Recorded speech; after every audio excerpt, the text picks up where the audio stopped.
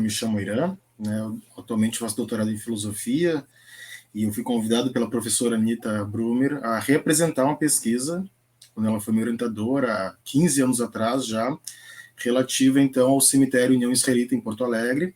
Né? Naquela ocasião, ela era minha orientadora no curso de Ciências Sociais e eu já vinha desenvolvendo uma pesquisa em relação a cemitérios em geral, junto ao curso de História da PUC, onde eu também era aluno, né? Então, a pesquisa em relação a cemitérios, ela tem um viés bastante clássico, assim, que é muito descritivo, por assim dizer.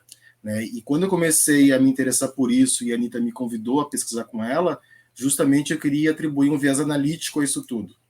Então, o cemitério não seria só um espaço para ser descrito, mas sim para ser analisado e perceber uma série de relações dele com a sociedade como um todo, e nesse caso, especificamente, a comunidade judaica porto-alegrense.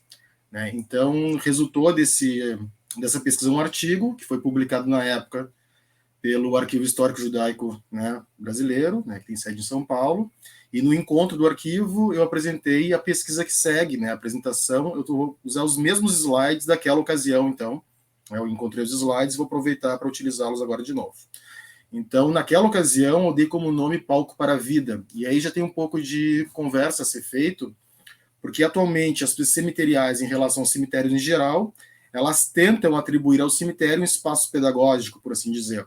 E a minha intuição, que eu tentei trabalhar nessa ocasião, né, junto com nessa pesquisa há 15 anos atrás, mais de 15 anos já, na verdade, ela foi concluída em 2005, era justamente trabalhar o cemitério judaico como um espaço pedagógico por excelência, ou seja, um espaço no qual a identidade judaica é constituída e reconstituída permanentemente.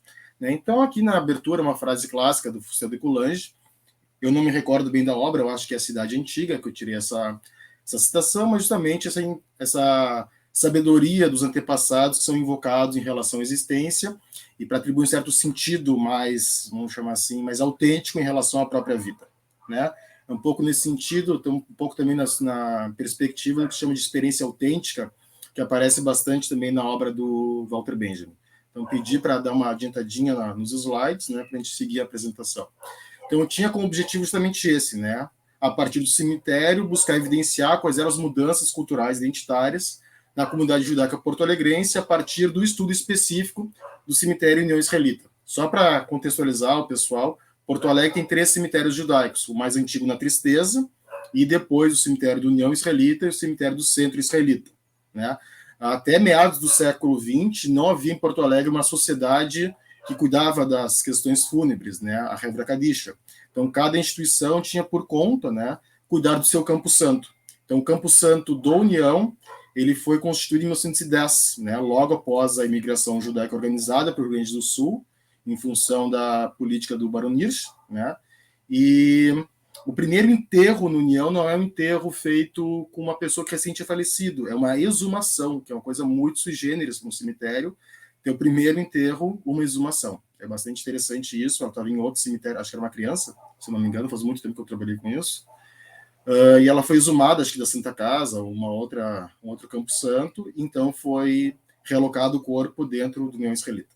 Então, o que se pretende trabalhar, tinha uma citação do Catroga ali, o Catroga é um dos principais intelectuais, ele é português, que trabalha com a pesquisa cemiterial hoje em dia. Né? Então, ele justamente trabalha com essa hipótese, né, que todo cemitério deve ser visto como um lugar por excelência de reprodução simbólica do universo social.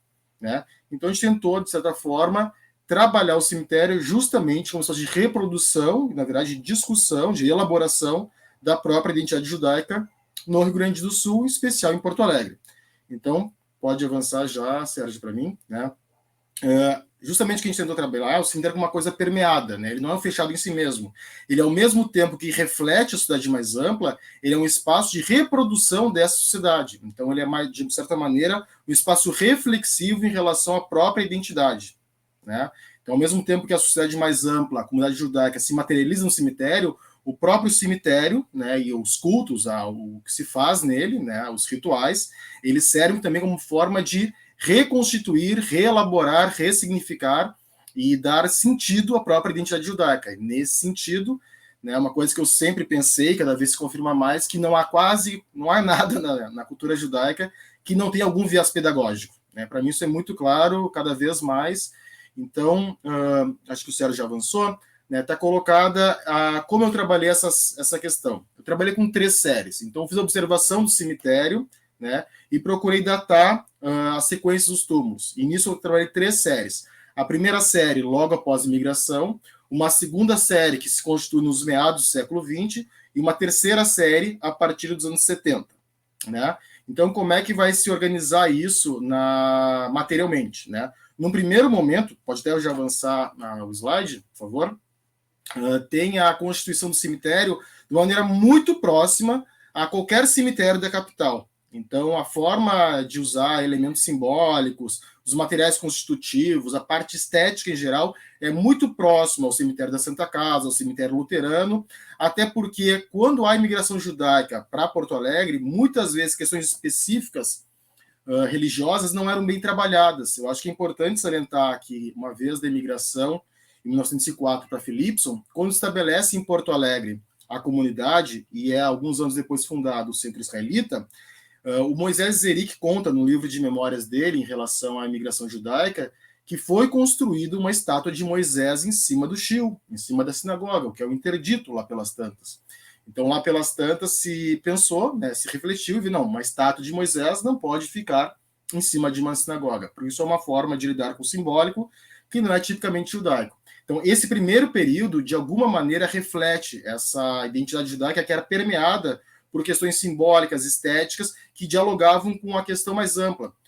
Também de salientar que nessa época existiam casas em Porto Alegre especializadas em arte tumular, existia toda uma riqueza tumular que se estabelece nos outros cemitérios também, né? Existia uma marmoraria muito famosa que era Casa Lois, né? Casa Lois, com Y, né? A Lois, que era especializada em questões de túmulos e tinha, de certa forma, até um catálogo, né? Então, alguns elementos que foram utilizados nos enterros no União Israelita, nesse primeiro momento, né, quando o cemitério passa a ser utilizado, eles dialogavam com essas questões gerais, né, da sociedade mais ampla, talvez até por essa dimensão de um pouco de conhecimento da identidade, em função da imigração e todas as dificuldades que isso tinha na época, né?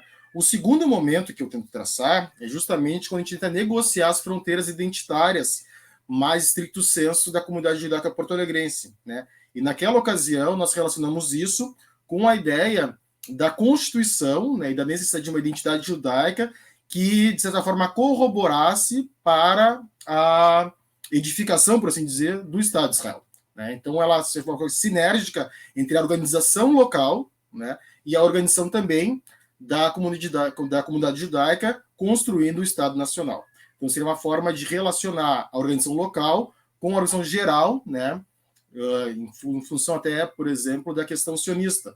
Tem um trabalho muito interessante sobre isso, né, dessa organização sionista no Brasil e a importância de uma série de atores, que é o doutorado do Bartel, que foi orientando também da professora Ieda Gutfreund, que foi diretora do Marco Chagall, presidente, que é um trabalho muito bom sobre essa questão do sionismo no Brasil, né?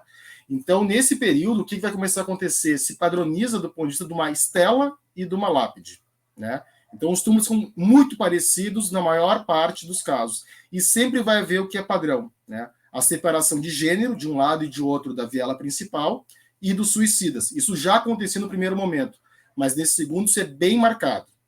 O que é o diferencial nesse segundo período? Que existem exceções de extrema sofisticação estética de alguns túmulos, né? Então, pedir para passar adiante, isso vai começar a aparecer. Então, todos os túmulos, em geral, são uma estela e uma lápide. Alguns destoam, né? Então, tem aquele que tem um grande livro em cima, talvez por ser o povo do livro. Tem outros com colunatas que são estilo jônico, que não condiz muito com o cemitério judaico. E tem aquele terceiro, no caso, que ele lembra elementos já pré-modernistas ou modernistas, tipicamente, né? Então, é bastante sofisticado. E o próximo slide é o mais interessante. É um sarcófago, né, no centro do cemitério, assim, na parte bem invisível, que tem uma máscara assinada por um escultor conhecido da arte tumular em Porto Alegre, que era o mestre Jonas.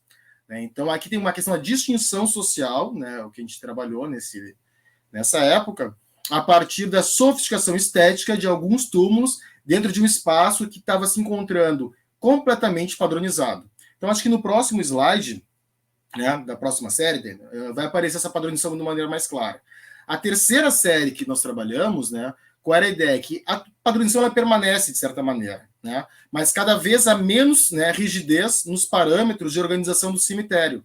Então, se passa a encontrar com muita frequência casais enterrados lado a lado. Não há mais uma viela para as mulheres e, ao outro lado, para os homens. Então, existe separação dentro do espaço cemiterial que reproduziria, de certa maneira, a separação entre homens e mulheres no espaço da sinagoga, por exemplo. As crianças, né, nesse segundo momento, elas tinham uma parte dedicada no centro do cemitério, né, numa área bem central, até um pouco escondida, onde as crianças, os recém-nascidos, eram enterrados com alguma separação. Né? Nesse terceiro momento, não há mais separações. Homens e mulheres um ao lado dos outros, e a organização temporal do Campo Santo ela passa a ser muito confusa. Até porque, pelo que eu notei na época, né, conversando com algumas pessoas mais velhas, houveram muitas campanhas de venda de terrenos, né, no cemitério. Então, nessas vendas, muitas vezes a pessoa comprava o seu próprio túmulo 30 anos antes, 20 anos antes. Então, a sequência temporal no espaço ela se perde. Então, tem, por exemplo, onde meu avô está enterrado, ao lado dele teve uma pessoa que morreu 20 anos antes. Né? Então, isso é tudo muito complicado para tu analisar. Então, com essa venda mais ou menos antecipada dos lotes dentro do cemitério, essa organização passou a se perder um pouco. No próximo slide, pedi para adiantar um pouquinho, vai aparecer umas coisas bem interessantes. Mais um. Né? São dois casos, né, de esculturas antropomórficas, lá pelas tantas. O primeiro caso, que é a foto mais escura, não tem uma melhor, né? Eu vou falar de quem é o túmulo, porque eu me lembro bem, é do Rubem Kniznik, né? O avô do Rubem Kniznik, meu amigo, acho que não vai se chatear com isso. E no caso, a escultura é uma escultura do Chico Stockinger, né, que é um grande escultor porto-alegrense, vinculado à velha guarda das artes plásticas gaúchas. Né? Ao lado já dá para ver a padronização do cemitério. Isso que começa a acontecer e se constitui a partir dos anos 40 e 50. Então, isso vai seguir. O que vai mudar? Lá pelas tantas, né, não vai mais haver separações nítidas, né, entre homens e mulheres, e a sequência não vai mais ter homogeneidade temporal na mesma área do cemitério. Né? E o segundo caso, que é a figura bastante, né, antropomórfica mesmo, se eu não me engano, era um túmulo de uma bailarina. Né? Então, essa escultura parece que deu muita confusão da sua permanência no cemitério, né?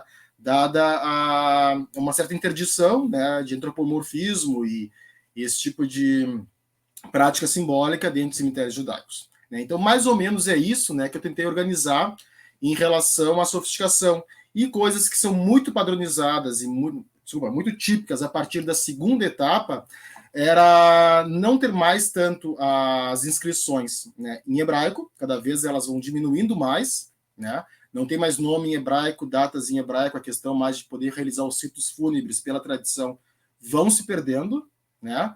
E, por outro lado, também passa a aparecer distinções sociais de outra ordem. Então, é muito comum engenheiro fulano, médico ciclano, e a profissão, né, e a ascensão social ou profissional fazer parte da configuração do que está no cemitério. Então, apesar da padronização dos túmulos serem muito, muito forte, há uma distinção a partir das profissões. Então, cada vez mais, quando as famílias passam a se assimilar, por assim, se secularizar, né, a questão profissional passa a ser cada vez mais presente dentro do cemitério. E existe cada vez mais a perda também dos referenciais necessários para os cultos. Né?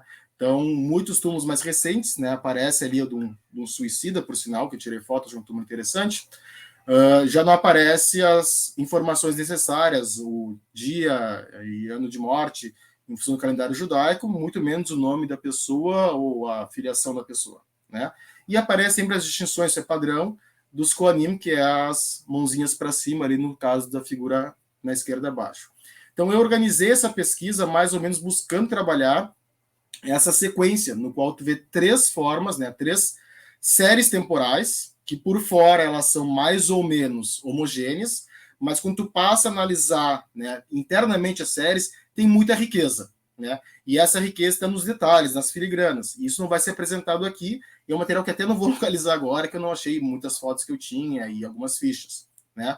Mas justamente a intenção nesse sentido foi de tentar perceber o cemitério enquanto um processo, e nesse processo uma elaboração da própria identidade em função da própria dinâmica da comunidade judaica ao longo da sua elaboração, da sua existência em Porto Alegre. E isso acompanha, de alguma maneira, movimentos mais amplos de transformação da sociedade. E um que é muito importante, com certeza, né, é a centralidade de Israel para a vida judaica. Então, isso é muito nítido na padronização do cemitério. A partir dos anos 40 até os anos 60, né, a padronização do cemitério é muito forte. Né? Isso, na minha análise, isso é corroborado por outros historiadores em relação à dinâmica judaica em geral, como o Bernardo Sorge, né, o próprio o Salo Baron, por aí, eles endossam essa questão da importância, né, dessa, por assim dizer, me faltou agora a palavra, esse fiel da balança em relação a Israel. Né? O Israel passa a ser um fiel da balança da identidade judaica em muitos sentidos, e me parece, né, a partir dessa análise, que isso se materializa, inclusive, na configuração espacial e na padronização do cemitério. E, posteriormente, então, haveria um processo de secularização e perda um pouco desses referenciais e dificuldades de manutenção do viés pedagógico e reprodutor da própria comunidade no Campo Santo do União.